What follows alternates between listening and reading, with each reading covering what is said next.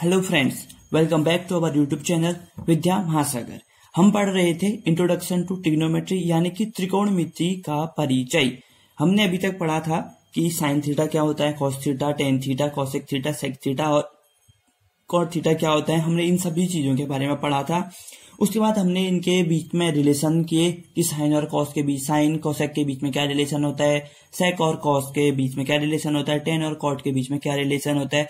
फिर हमने इनके कॉम्प्लीमेंट्री एंगल्स के बारे में पढ़ा था, टेन 90 माइनस थीटा कितना होता है, साइन 90 माइनस थीटा कितना होता है। ऐसे ही करके हमने बेसिक चीजें पढ़ी थी। फिर हमने साइन की वैल्यूज पढ़ी थी। फिर हमने उसके बाद उनके बीच के जो रिलेशन थे वो पढ़े थे। ठीक है, अगर आपको याद नहीं आ रहा है तो मैं आपको एक बार पेज दिखा देता हूँ कि हमने क्या क्या पढ़ा था। ठीक है, देखिए सबसे पहले हमने पढ़े थे इनकी वैल्यूज। ये क्या थे, साइन ए कितना है, कॉस ए कितना था, टेन ए कितना था, हमने इनके बारे में पढ़ा था। ठीक हो गया दोस्तों। साइन ए देखिए क्या था, cos A, tan A, sec, cosec, sec, cot A के बारे में पढ़ा था। फिर उसके बाद हमने इनकी वैल्यूज के बारे में पढ़ा कि इनके बीच के इनके आपस का जो संबंध है, त्रिकोणमितीय संबंध, अनुपात के बीच का जो संबंध है, हमने उसके बारे में पढ़ा। ये सब पढ़ा। फिर हमने ट्रिग्नोमेट्रिक रेशियोज के स्टैंडर्ड वैल्यूज, मतलब इनके जो मानक मान है उसके बारे में पढ़ा। फिर हमने उनके बीच के जो संपूरक कोण होते हैं उनमें उनके बीच में क्या संबंध है उसके बारे में पढ़ा। फिर हमने आखिरी में पढ़ा था कि त्रिकोणमितीय पहचान, मतलब कि दो आइडेंटिटी यानी कि दो ट्रिग्नोमेट्रिक फंक्शन या फिर दो त्रिकोणमितीय फंक्शन के बीच में क्या संबंध होता है। तो हमने ये पढ़ा था, sine square theta plus cos square theta equal to 1, 1 plus tan square theta is equal to sec square theta और 1 plus cot square theta equal to cosec square theta. हमने ये पढ़ा था। अब हम इससे आगे हमारी 8.1 एक्सरसाइज है जिसमें कुछ क्वेश्चन हैं ट्रिग्नोमेट्री के, यानी कि त्रिकोणमिति के कुछ क्वेश्चन हैं, प्रश्न हैं, हम उन्हें सॉल्व करेंगे। तो चलिए शुरू करते हैं। सबसे पहले क्वेश्चन है कि given sec theta equal to 13/12 calculate all other trigonometric ratio.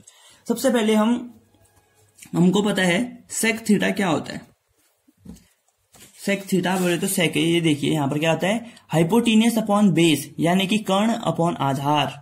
ठीक है, तो हम यहां पर लिखेंगे sec theta equal to hypotenuse upon base यानी कि कर्ण अपॉन आधार। ये होता है, हमें ये सब पता है। यानी कि जो सेक थीटा की जो वैल्यू है 13/12, तो ये 13 है, ये कर्ण यानी कि हाइपोटेनियस होगा, और जो 12 है यानी कि बेस होगा, क्योंकि जो वैल्यू है और हमको पता है उसका फॉर्मूला क्या होता है। अब हम इसी अकॉर्डिंग पे एक वो बना देते हैं क्या, ट्रायंगल।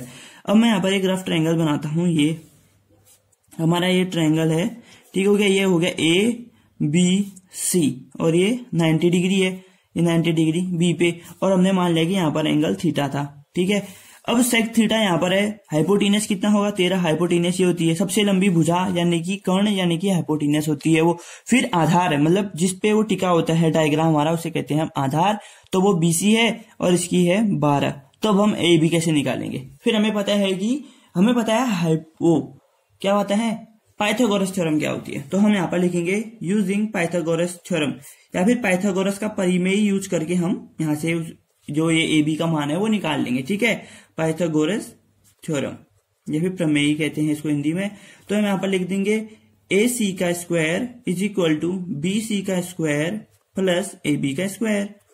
ठीक हो गया, AC का स्क्वायर इक्वल टू AB का स्क्वायर प्लस BC का स्क्वायर। अब हमें AC पता है कितना है 13 का स्क्वायर, BC पता है कितना है 12 का स्क्वायर, प्लस AB मान लिया हमने, AB रहने देते हैं इसको। ठीक है, ये AB कुछ है ही नहीं। ठीक हो गया, तो अब AB का स्क्वायर को ऐसे ही रहने देते हैं और 13 के स्क्वायर के साथ माइनस 12 का स्क्वायर को ले जा देते हैं, क्योंकि ये साइड आएगा तो माइनस होगा, ये सभी को पता है।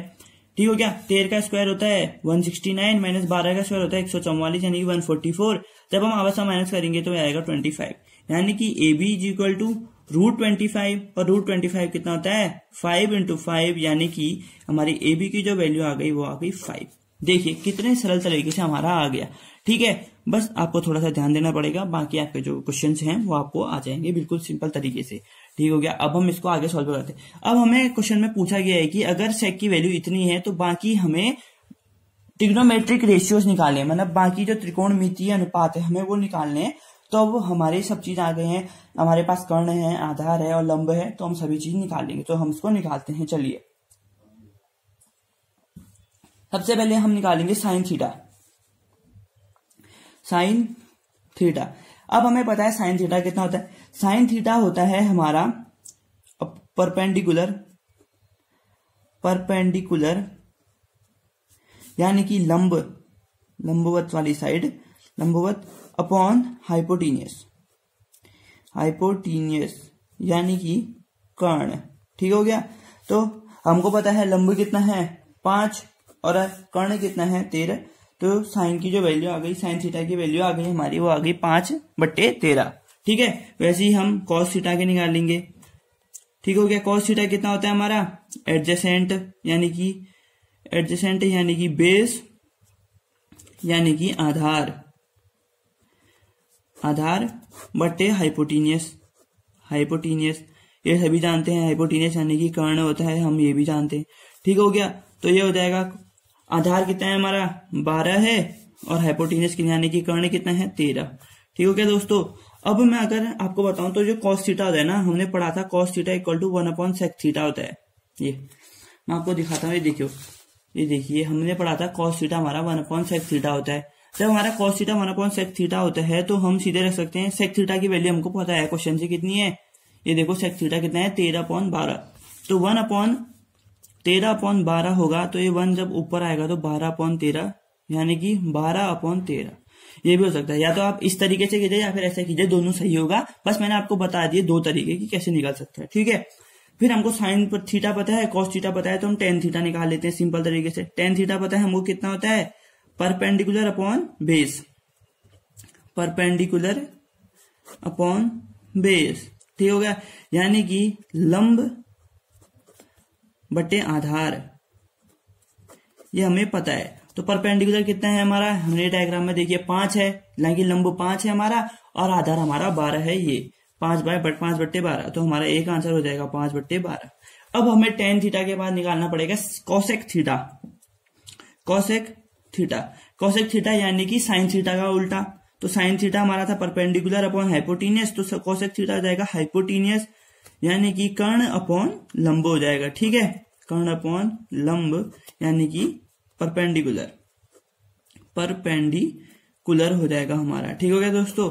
अब हम इसके आगे हम इसको सॉल्व करेंगे। हाइपोटीनियस कितना है हमारा, ये देखिए डायग्राम में 13 है हाइपोटीनियस, कर्ण 13 है और हमारा जो लंब है वो 5 है। तो इसका आंसर हो जाएगा 13/5। अब cosec के बाद हम होता है sec, लेकिन sec की वैल्यू हमको दी है तो हम sec नहीं निकालेंगे, हम निकालेंगे सीधे cot थीटा। अब cot होता है tan का उल्टा, ये हो जाएगा यानी कि बेस बटे परपेंडिकुलर। तो उम्मीद करता हूं कि आप सभी को ये समझ में आ रहे होंगे। बेस बटे परपेंडिकुलर यानी कि आधार बटे लंब, ये हमारा आंसर आ गया। ठीक हो गया। अब हम आधार बताए हमें, आधार कितना है हमारा 12 है और लंब बताया हमें 5। ये देखिए आधार 12 था, लंब हमारा 5 था, तो हमें पता है। तो हमने ऐसे ही सारी जो हमारे आंसर थे वो निकाल लिए। अब हम इन सबको हाईलाइट कर देंगे, ब्लैक पेन से हाईलाइट कर देंगे या फिर ब्लू पेन से, जिस चीज से करना चाहें आपकी मर्जी है। बस हाईलाइट कर दीजिए अपने आंसर को, लास्ट में लिख देंगे ANS आंसर, यानी कि ये आपका उत्तर है। आपको जो निकालना था त्रिकोणमितीय अनुपात जो निकालने थे, एक दिया था बाकी आपने निकालने थे, वो आपने निकाल दिए हैं। तो चलिए अब हम अगला क्वेश्चन करते हैं जो आपके एग्जाम में इंपोर्टेंट है। ठीक है। अब देखिए हमको दिया गया है कि cot थीटा 7/8 के बराबर है, तो हमें बाकी इसकी वैल्यूज निकालें। अब सेम चीज वही करेंगे। हमको पता है कि cot थीटा का फॉर्मूला कितना होता है। cot थीटा यानी कि एडजेसेंट यानी कि आधार बटे लंब। ठीक हो गया दोस्तों, आधार बटे लंब हो गया, यानी कि ये हो जाएगा परपेंडिकुलर। ठीक हो गया। सभी समझ रहे होंगे दोस्तों। ठीक है। तो चलिए अब हम शुरू करते हैं। तो ये दिया हमको 7/8। बोले तो जो हमारा आधार होगा वो 7 होगा और हमारा जो परपेंडिकुलर यानी कि लंब होगा वो होगा हमारा 8। तो हम यहाँ से ये सब चीजें हमें पता चल गई हैं। ठीक है दोस्तों। तो अब हम आगे को सॉल्व करते हैं इसको। तो हमें पता है तो वही हमें बता देंगे। यहाँ पर एक डायग्राम बना देंगे। ये हो गया हमारा थीटा, ये हो गया 90 डिग्री का, ये हो गया B, ये हो गया A, ये हो गया C। ठीक है। यहाँ पर देखो मैंने इसकी सीधे वैल्यूज लिख दी। ऐसा नहीं है, आप यहाँ पर ऐसा भी लिख सकते हो। जैसे मैंने यहाँ पर साइन थीटा लिखा, लंब बटे कर्ण था, तो आप लंब AB/AC भी लिख सकते हो। अगर आप ऐसे लिखोगे सही है, वैसे में कोई गड़बड़ नहीं होती है उसमें। ठीक है। तो चलिए अब हम इसको शुरू करते हैं। अब हमें पता है कि हमारा आधार 7 है, और जो हमारा लंब है वो 8 है। ठीक है, ये हो गया। तो चलिए अब हम इसको आगे को शुरू करते हैं। अगर हमें ये पता है तो हम कर्ण निकालेंगे यूजिंग पाइथागोरस थ्योरम से, सिंपल तरीके से यूजिंग पाइथागोरस थ्योरम। सभी को पता है पाइथागोरस थ्योरम क्या होती है, सभी को पता है ना।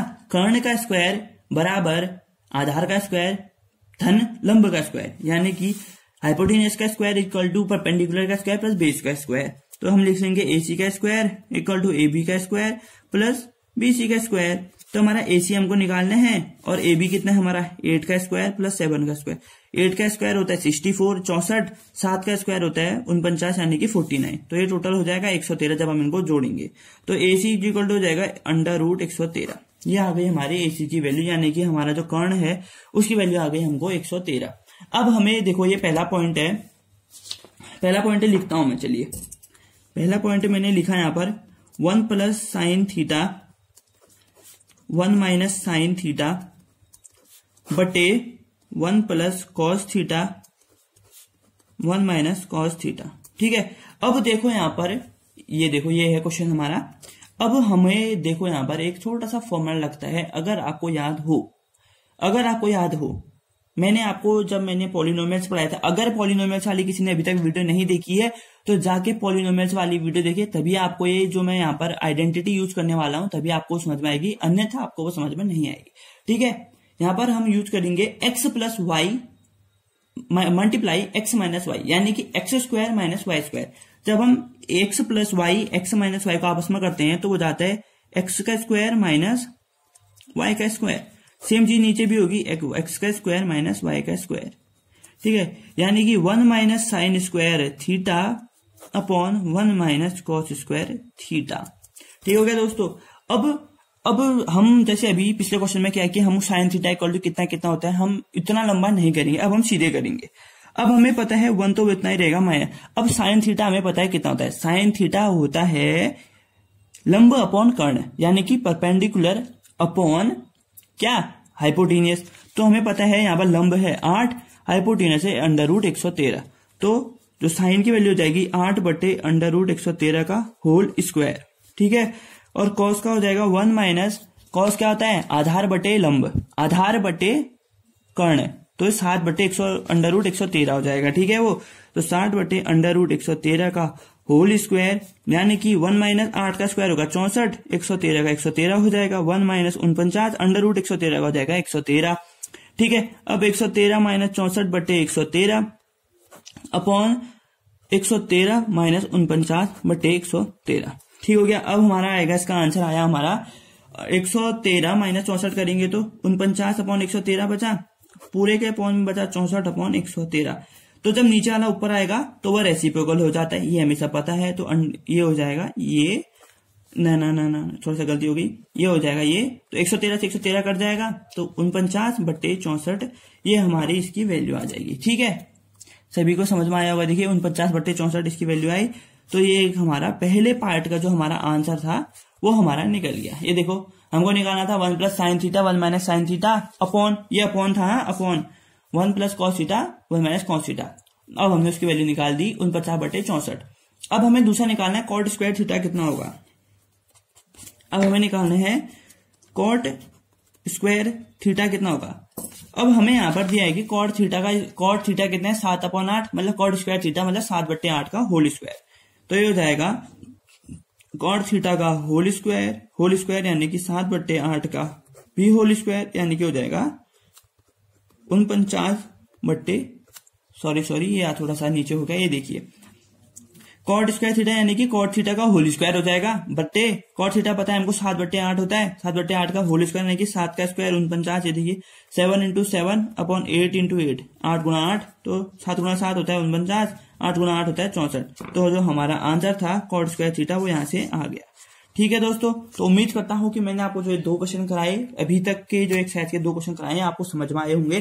प्लीज इनको ध्यान से सॉल्व कीजिए, इसलिए तभी आपको ये समझ में आएंगे, वरना समझ में नहीं आएंगे। तो चलिए हम एक और क्वेश्चन कर लेते हैं जो आपके एग्जाम में आ सकता है। ये थोड़ा सा अलग टाइप का है, और क्वेश्चन के जैसा नहीं है, थोड़ा सा अलग है। तो चलिए हम इसको फटाफट से सॉल्व करते हैं और फिर उसके बाद हम अगली एक्सरसाइज की ओर बढ़ जाएंगे। ठीक है दोस्तों, तो अब हमें देखा है in figure find tan p minus cot r। अगर यहाँ पर हिंदी वाले छात्र देख रहे हैं तो इसका ये कुछ नहीं, इन फिगर मतलब चित्र में देखिए, चित्र ना रखा है, चित्र हिंदी में भी ऐसा ही होगा, इंग्लिश में भी ऐसा ही होगा। ठीक हो गया। हमको फाइंड मतलब ढूंढिए tan p minus cot r कितना होता है, tan p minus cot r कितना होता है, tan p minus cot r कितना होता है, अब हमें निकालेंगे। ठीक है, अब हमें पी क्यू पता है, यहाँ पर लिखते हैं पहले गिवन पता है हमें पी क्यू कितना है 12 सेंटीमीटर है और पी आर कितना है हमारा 13 सेंटीमीटर। तो क्यू आर कैसे निकालेंगे, 90 डिग्री का दिया है तो हम निकालेंगे यूजिंग पाइथागोरस थ्योरम सीधे, यूजिंग पाइथागोरस थ्योरम सीधे हम यूज कर लेंगे। ठीक हो गया दोस्तों, तो ये हो जाएगा पी आर का स्क्वायर मतलब कि हाइपोटेनस यानी कि कर्ण का स्क्वायर बराबर लंब का स्क्वायर धन आधार का स्क्वायर मतलब कि परपेंडिकुलर का स्क्वायर प्लस बेस का स्क्वायर, पी क्यू का स्क्वायर प्लस क्यू आर का स्क्वायर।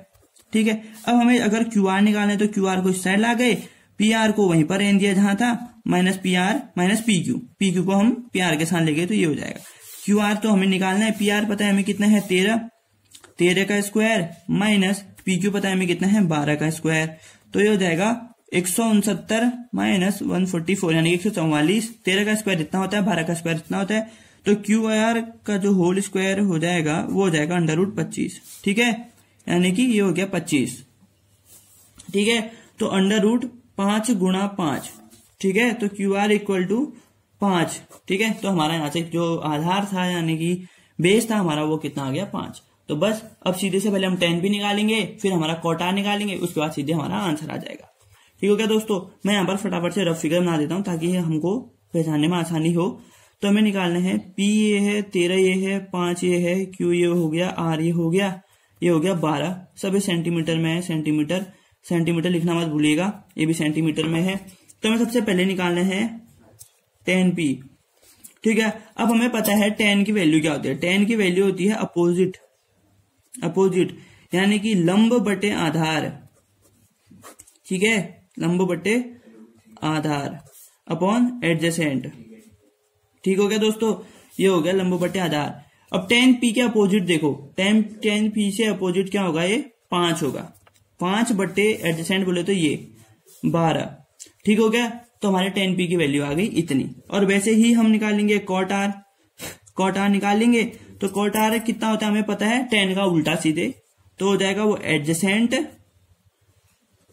बटे अपोजिट यानी कि परपेंडिकुलर हो जाता है बेस बटे परपेंडिकुलर यानी कि आधार बटे लंब, ये हमारा हो जाएगा। अब हमें पता है हमारा आधार कितना है 5। ये अगर हम फिर यहाँ पर देखेंगे इस एंगल आर के रिस्पेक्ट में देखेंगे हम, इसके एंगल का आर के अपोजिट में कितना है, एडजेसेंट कितना है इसका 5 है और इसके अपोजिट कितना है 12। ठीक है, अब हमने निकालना है देखो tan p minus cot r। ठीक है, तो जब हम यहाँ पर लिखेंगे tan p minus cot r बराबर, अब tan p पता है हमें कितना है 5/12 और cot r भी पता है हमें कितना है 5/12, तो यहाँ पर आंसर कितना आ जाएगा 0। तो दिस इज अवर आंसर, ये हमारा उत्तर है। ठीक है, तो मैं उम्मीद करता हूं और आशा करता हूं कि आपको मैंने जितना भी समझाया है अभी तक आपको सब समझ में आया होगा, आपने इन्हें अच्छे से सीखा होगा। अगर आपको समझ में नहीं आया आप दोबारा से एक बार हमारी वीडियो को देखिए जिससे कि आपको समझ में आएगा। ठीक है, आप हमारे चैनल को सब्सक्राइब कीजिए अगर आपको वीडियो पसंद आ रही है और आपको ऐसे ही वीडियो चाहिए और अच्छी अच्छी वीडियो चाहिए तो हमारे चैनल को सब्सक्राइब कीजिए और अपने दोस्तों के साथ शेयर कीजिए क्योंकि उनके लिए भी बहुत इंपॉर्टेंट है। ट्रिग्नोमेट्री यानी कि ये त्रिकोणमिति बहुत ही इंपॉर्टेंट चैप्टर है आपके लिए और आपके एग्जाम्स के लिए, इसको अच्छे से तैयार कीजिए। तब तक के लिए मिलते हैं आपसे नेक्स्ट वीडियो में। 2 गज की दूरी, मास्क है जरूरी, आप अपना ध्यान रखिए, अपने घर वालों का ध्यान रखिए, आसपास सफाई बनाए रखें और हमारी वीडियो को लाइक करना ना भूलें, शेयर भी करें अपने दोस्तों के साथ और सब्सक्राइब भी करें। तब तक के लिए थैंक्स फॉर वॉचिंग, धन्यवाद। मिलते हैं आपसे अगले वीडियो में।